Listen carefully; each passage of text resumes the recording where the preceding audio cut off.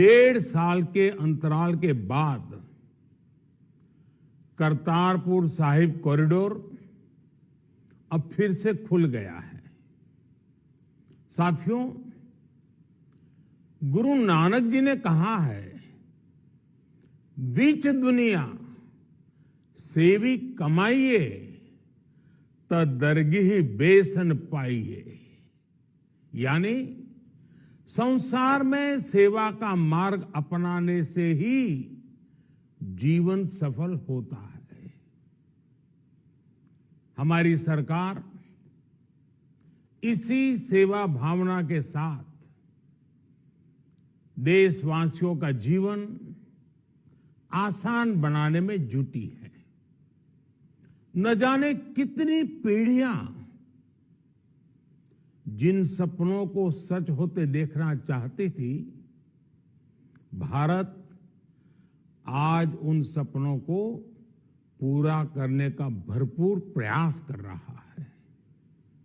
साथियों, अपने 5 दशक के सार्वजनिक जीवन में मैंने किसानों की परेशानियों को, उनकी चुनौतियों को बहुत करीब से देखा है, महसूस किया है। इसलिए जब देश ने मुझे 2014 में प्रधानमंत्री के रूप में सेवा का अवसर दिया, तो हमने कृषि विकास, किसान कल्याण को सर्वोच्च प्राथमिकता दी। साथियों, इस सच्चाई से बहुत लोग अनजान हैं कि देश के 100 में से 80 किसान छोटे किसान हैं। उनके पास 2 हेक्टेयर से भी कम जमीन है। आप कल्पना कर सकते हैं, इन छोटे किसानों की संख्या 10 करोड़ से भी ज्यादा है। उनकी पूरी जिंदगी का आधार यही छोटी सी जमीन का टुकड़ा है। यही उनकी जिंदगी होती है। और इस छोटी सी जमीन के सहारे ही वो अपना और अपने परिवार का गुजारा करते हैं। पीढ़ी दर पीढ़ी परिवारों में होने वाला बंटवारा इस जमीन को और छोटा कर रहा है। इसलिए देश के छोटे किसानों की चुनौतियों को दूर करने के लिए हमने बीज, बीमा, बाजार और बचत, इन सभी पर चौतरफा काम किया। सरकार ने अच्छी क्वालिटी के बीज के साथ ही किसानों को neem coated urea, soil health card, micro irrigation जैसी सुविधाओं से भी जोड़ा।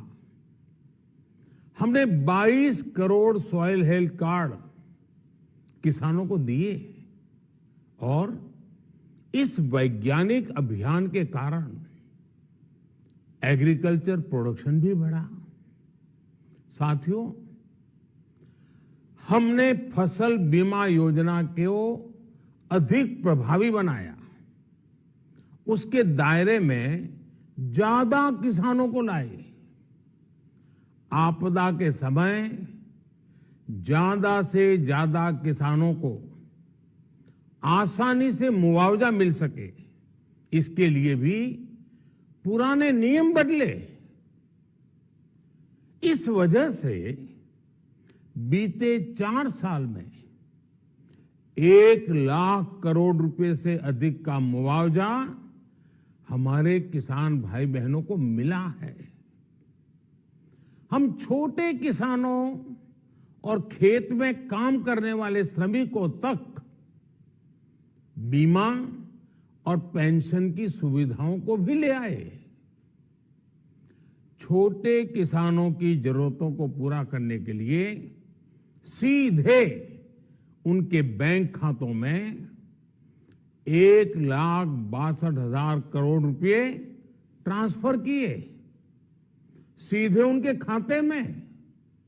साथियों, किसानों को उनकी मेहनत के बदले उपज की सही कीमत मिले, इसके लिए भी अनेक कदम उठाए गए। देश ने अपने रूरल मार्केट इंफ्रास्ट्रक्चर को मजबूत किया। हमने एमएसपी तो बढ़ाई ही, साथ ही साथ रिकॉर्ड सरकारी खरीद केंद्र भी बनाए। हमारी सरकार द्वारा की गई उपज की खरीद ने पिछले कई दशकों के रिकॉर्ड तोड़ दिए हैं। देश की 1,000 से ज्यादा मंडियों को ई नाम योजना से जोड़कर हमने किसानों को कहीं पर भी अपनी उपज बेचने का एक प्लेटफॉर्म दिया। और इसके साथ ही देश भर की कृषि मंडियों के आधुनिकीकरण पर भी हमने करोड़ों रुपए खर्च किए। साथियों, आज केंद्र सरकार का कृषि बजट पहले के मुकाबले 5 गुना बढ़ गया है। हर वर्ष 1.25 लाख करोड़ रुपए से अधिक कृषि पर खर्च किए जा रहे हैं। 1 लाख करोड़ रुपए के एग्रीकल्चर इंफ्रास्ट्रक्चर फंड के माध्यम से गांव और खेत के नजदीक भंडारण, इसकी व्यवस्था, कृषि उपकरण जैसी अनेक सुविधाओं का विस्तार, ये सारी बातें तेजी से हो रही है। छोटे किसानों की ताकत बढ़ाने के लिए 10,000 एफपीओ किसान उत्पादक संगठन बनाने का अभियान भी जारी है। इस पर भी करीब 7,000 करोड़ रुपए खर्च किए जा रहे हैं। माइक्रो इरिगेशन फंड के आवंटन को भी 2 गुना करके 10,000 करोड़ रुपए कर दिया गया है। हमने क्रॉप लोन भी 2 गुना कर दिया, तो इस वर्ष 16 लाख करोड़ रुपए हो जाएगा। अब पशुपालकों को मछली पालन से जुड़े हमारे किसानों को भी किसान क्रेडिट कार्ड का लाभ मिलना शुरू हो गया है। यानी हमारी सरकार किसानों के हित में हर संभव कदम उठा रही है, लगातार एक के बाद एक नए कदम उठाती जा रही है। किसानों की आर्थिक स्थिति सुधरे, उनकी सामाजिक स्थिति मजबूत हो, इसके लिए पूरी ईमानदारी से काम कर रही है। साथियों,